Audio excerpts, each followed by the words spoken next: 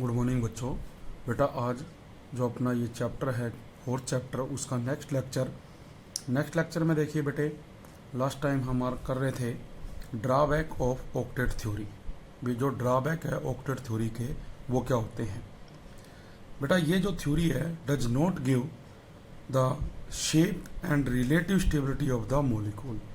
Means भी octet theory ने जो हमारे मोलिक्यूल्स थे उनकी जो शेप है और जो रिलेटिव स्टेबिलिटी है उसके बारे में कुछ भी नहीं बताया। जबकि जो ऑक्टेट रूल है ये कम्प्लीटली बेटा बेस्ड है on the chemical inertness of noble gases. जो नोबल गैसेस हैं उनके इनर्टनेस पे डिपेंड करता है, बट जो नोबल गैसेस है also form many compounds, example xenon difluoride, xenon oxydifluoride, xenon tetrafluoride etcetera. After that अपने पास आ जाते हैं बेटे कुछ डेफिनेशन, जैसे है बॉन्ड पैरामीटर्स क्या होते हैं। तो देखिए बेटे, जो आपने पढ़ा भी जो कोवलेंट बॉन्ड्स हैं वो करेक्टराइज किए जाते हैं by certain parameters such as bond length, bond angle and bond energy. हम इनकी डेफिनेशन करेंगे। सबसे पहले है बॉन्ड लेंथ। बॉन्ड लेंथ क्या होती है? देखिए, it is defined as the equilibrium distance between the nuclei of two bonded atom. ये बात ध्यान से सुनिए भी जो दो बॉन्डेड एटम्स हैं उनके जो न्यूक्लियस हैं उनके बीच का जो बेटा डिस्टेंस होता है उसे हम क्या कहते हैं? Bond length. इसके बाद कोवलेंट रेडियस आ जाता है, जिसके बारे में आप पढ़ चुके हैं थर्ड चैप्टर में भी। It is measured approximately as the radius of an atom's core. भी हमारे पास किसी भी बेटा जो एक एटम है उसमें न्यूक्लियस के सराउंडिंग में जो हम शेल बनाते हैं उसका जो रेडियस है which is in contact with the core of an adjacent atom. ये जो एटम कोर है ये बेटा किसके कॉन्टैक्ट में है? जो कोर ऑफ एडजेसेंट एटम है इन ए बॉन्डेड सिचुएशन। मतलब इसमें हम ये कह सकते हैं भी अपने पास ये बेटा एक एटम है आपका, ठीक है, और ये बॉन्डेड स्टेट में है। देखो क्या है? बॉन्डेड स्टेट में। तो इसके एडजेसेंट पोजीशन पे ही एक और अपने पास क्या है, ऐसे एक मॉलिक्यूल पड़ा है। तो इसकी एडजेसेंट पोजीशन पे बेटा जब ये होगा तो उसे हम क्या कह रहे हैं? उसे बेटा हम नाम दे रहे हैं कोवलेंट रेडियस का। फिर आ जाता है वंडरवाल रेडियस। क्या होता है? It represents the overall size of the atom. बेटा ये किसको रिप्रेजेंट करता है? जो overall size of the atom है which includes its valence shell. जिसमें क्या है? जो उसकी वैलेंस शेल है वो भी इंक्लूड होती है इन ए नॉन बॉन्डेड सिचुएशन। तो जो वंडरवाल रेडियस है is half of the distance between two similar atom in separate molecule in A solid. भी दो हमारे पास सिमिलर एटम्स हैं और वो सेपरेट हैं, उनके बीच का जो डिस्टेंस है उसका जो हाफ है उसे बेटा क्या कहा जाता है? वंडरवाल रेडियस कहा जाता है। तो ये हमारे पास वंडरवाल रेडियस की डेफिनेशन है।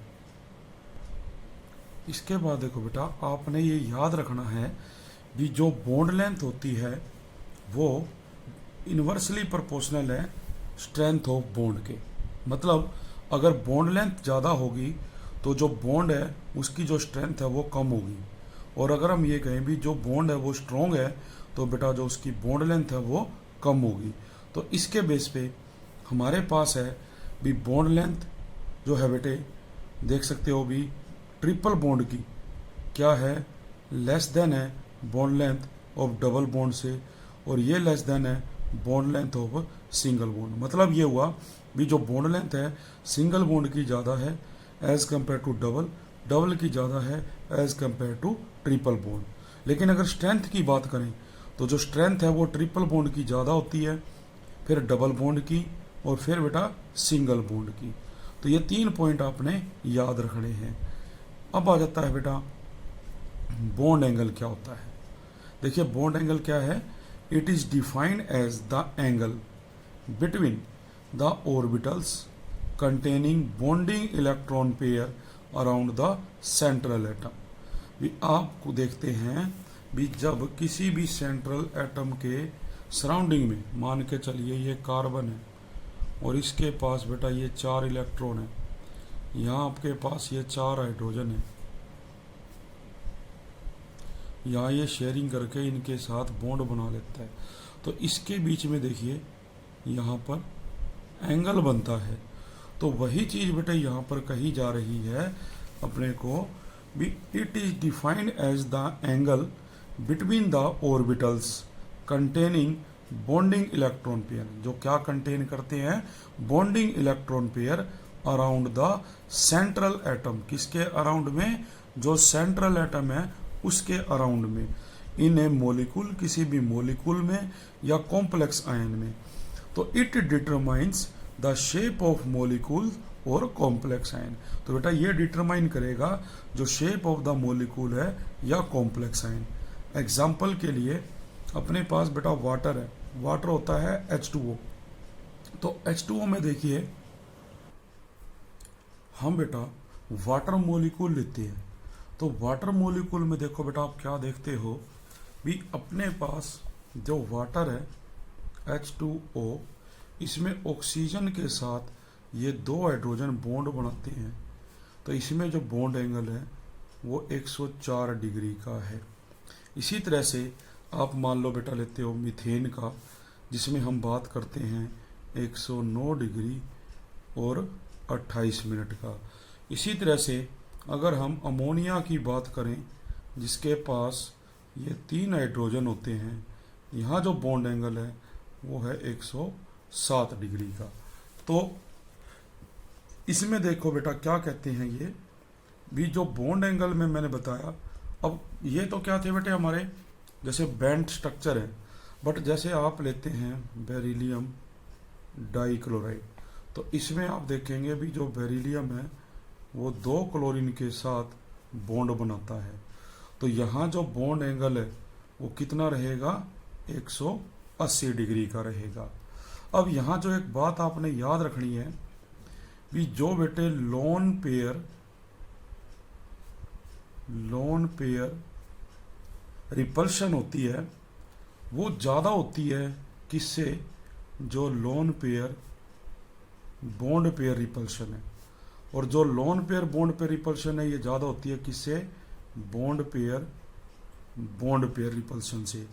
तो आप देखें भी जो वाटर है बेटे वो बनाने को तो ऐसा स्ट्रक्चर बनाता है, लेकिन यहाँ पर ये जो लोन पेयर है और ये बॉन्ड पेयर है, ये इसको क्या होएगी, रिपल्शन होएगी इनके बीच में, इसलिए जो वाटर का स्ट्रक्चर है वो कैसा बनता है, बेंट बनता है।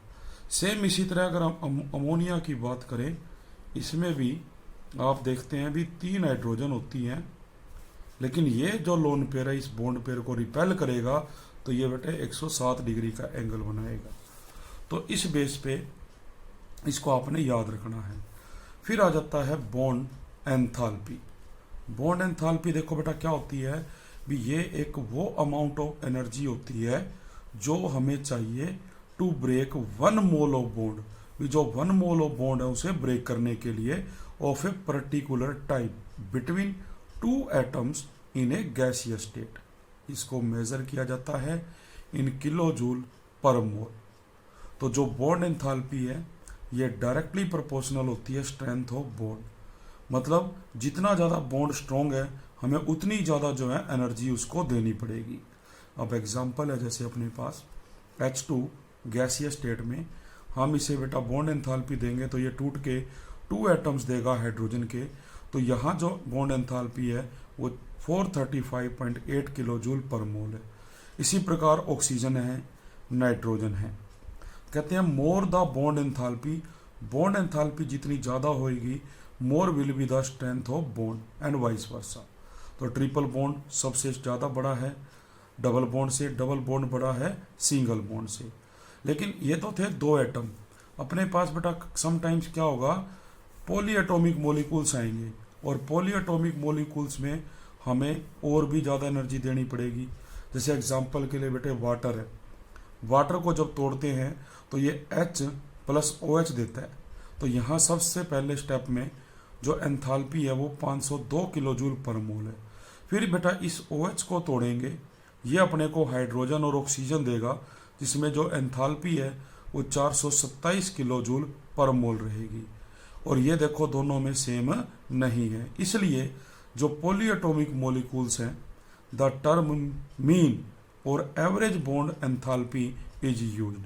तो फार्मूला क्या रहेगा बेटा, मीन और average bond enthalpy is equal to total bond enthalpy divided by number of bond broken out. तो जैसे अभी हमने यहाँ देखा भी फर्स्ट और सेकंड स्टेप में जो एनर्जी है वो हमने यहाँ पे ले ली, और ये 2 स्टेप में हुआ, इसलिए डिवाइड किससे कर रहे हैं, 2 से। अगर आप किस में लेते हो, मीथेन में, मीथेन में आप देखते हैं कार्बन के साथ हाइड्रोजन के 4 बॉन्ड बने हुए होते हैं, तो उनकी एनर्जी अलग अलग, प्लस 4 बॉन्ड तोड़े डिवाइडेड बाय 4, तो अपने पास एवरेज क्या आएगी, 416 किलो जूल पर मोल। इसके बाद नेक्स्ट टॉपिक है बेटे बॉन्ड ऑर्डर क्या होता है। देखो बॉन्ड ऑर्डर क्या है भी, जो हम बेटा शेयरिंग करते हैं उसमें 1 इलेक्ट्रॉन, 2 इलेक्ट्रॉन या 3 इलेक्ट्रॉन शेयरिंग करते हैं और उसकी सहायता से बॉन्ड बनते हैं। तो यहाँ डेफिनेशन में यही है भी, bond order is defined as the number of bonds between the 2 atoms in a molecule. भी जो नंबर ऑफ बॉन्ड्स है between the 2 atoms in a molecule is called bond order. तो जो आइसो इलेक्ट्रॉनिक मॉलिक्यूल है and जो ions है have identical bond order, उसमें जो बॉन्ड ऑर्डर है वो आइडेंटिकल होता है। For example F2 and O2 2-, जो आइसो इलेक्ट्रॉनिक स्पीसीज है इसमें जो बॉन्ड ऑर्डर है वो सेम रहेगा, जबकि कार्बन डाइऑक्साइड और नाइट्रिक ऑक्साइड इसमें बेटा क्या बॉन्ड ऑर्डर सेम रहेगा। अब इसके बेस पे हमारे पास कुछ क्वेश्चन है, जैसे है differentiate between bond enthalpy and average bond enthalpy. Second, what do you mean by bond order? Write the relationship between bond order and bond dissociation enthalpy। और थर्ड है बेटा इसमें calculate the average bond dissociation enthalpy of ethane C2H6। Next topic जो बेटा अपना है वो है रेजोनेंस स्ट्रक्चर। रेजोनेंस स्ट्रक्चर क्या होते हैं, तो सबसे पहले हमें पता होना चाहिए रेजोनेंस क्या होता है। According to the concept of resonance, whenever a single Lewis structure, भी एक जो सिंगल लुईस स्ट्रक्चर है can not describe a molecule, वो एक मोलिक्यूल को डिस्क्राइब नहीं करता accurately, a number of structures with similar energy, positions of nuclei, bonding and non bonding part pair of electrons are taken as the canonical structure of the hybrid.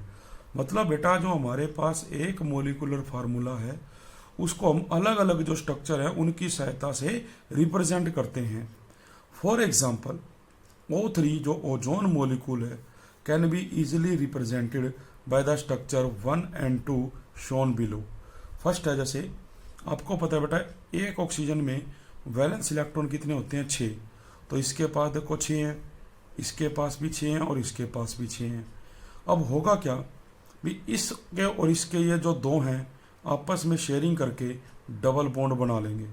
ये देखिए double bond बन गया, जबकि यहाँ वाला oxygen अपना जो एक लोन पेयर है वो इसके साथ शेयर करेगा, तो ये देखो अपने पास है। तो हम कहेंगे भी एक तो इससे ये बन गया।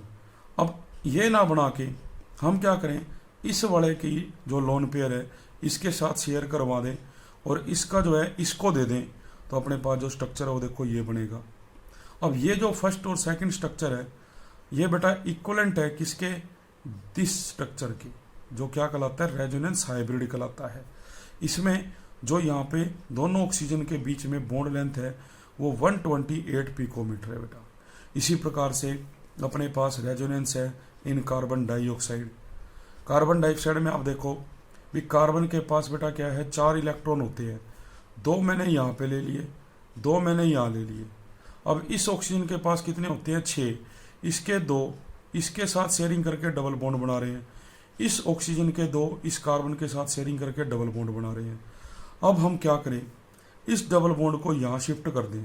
अगर हम यहाँ शिफ्ट करेंगे तो ये जो 2 इलेक्ट्रॉन है वो इसके पास आएंगे, तो यहाँ क्या हो गया, ज़्यादा नेगेटिव चार्ज आएगा, इस पे क्या आएगा, पॉजिटिव चार्ज। इसी तरह अगर हम इसको यहाँ शिफ्ट कर दें तो इस पे नेगेटिव आएगा और इस पे पॉजिटिव। तो देखिए इसके स्ट्रक्चर फर्स्ट है, जैसे इसको यहाँ किया तो ये नेगेटिव आ गया बेटा, इससे चले गए तो पॉजिटिव हो गया। अगर हम इसी को करें भी, इसको यहाँ भेजें तो यहाँ पे क्या आ जाएगा, नेगेटिव, इस पे क्या आ जाएगा, पॉजिटिव बेटे। फिर रेजोनेंस है कार्बोनेट में भी, कार्बन के सराउंडिंग में 3 ऑक्सीजन होती हैं, 2 पे बेटा क्या होगा, माइनस, हम क्या कहते हैं CO3 2 माइनस। तो कार्बन के पास देखो बेटा 2 ने तो यहाँ शेयरिंग करके डबल बॉन्ड बना लिया, 1 इलेक्ट्रॉन यहाँ बच गया उसका, 1 यहाँ बच गया।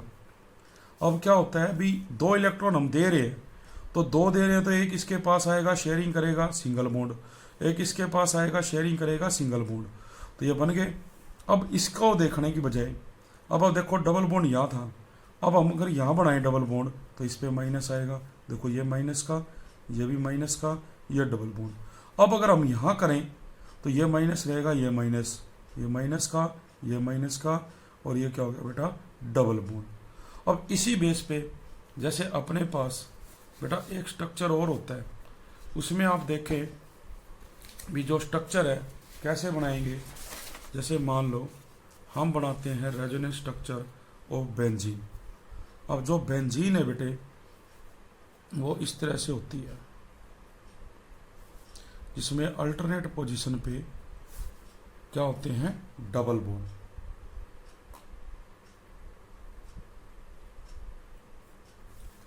तो देखो बेटा इस डबल बॉन्ड को जब हम इस पोजीशन पे शिफ्ट करेंगे तो क्या होगा, यहाँ पे नेगेटिव चार्ज आ जाएगा, जबकि यहाँ से चला गया तो पॉजिटिव चार्ज आ जाएगा। ये फर्स्ट स्ट्रक्चर कह सकते हो।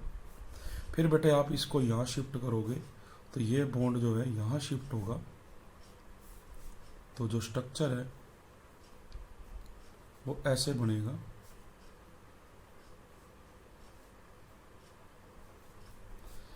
सेकंड स्ट्रक्चर, अब इसको आप यहाँ शिफ्ट करो, इसको बेटे यहाँ शिफ्ट करेंगे,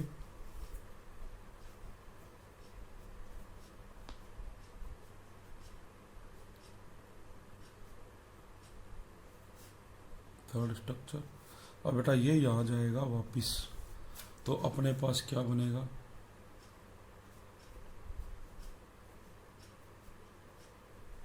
ये स्ट्रक्चर बन गया 4। और बेटा ये इक्वलेंट माना जाता है इसके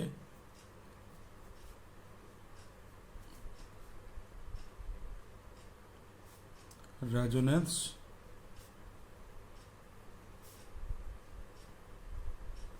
हाइब्रिड की। तो आप देखो इसमें और इसमें बेटा क्या अंतर है भी, जस्ट जो अंदर बॉन्ड थे उनकी पोजीशन क्या हुई है, चेंज हुई है, बाकी स्ट्रक्चर जो है सारा का सारा वैसे ही है। तो ये बेटा हमारे पास क्या था, रेजोनेंस स्ट्रक्चर था बेटे। तो इतना आपने करना है, नेक्स्ट हम करेंगे अपने अगले लेक्चर में। आज के लिए बेटा इतना ही, थैंक यू वेरी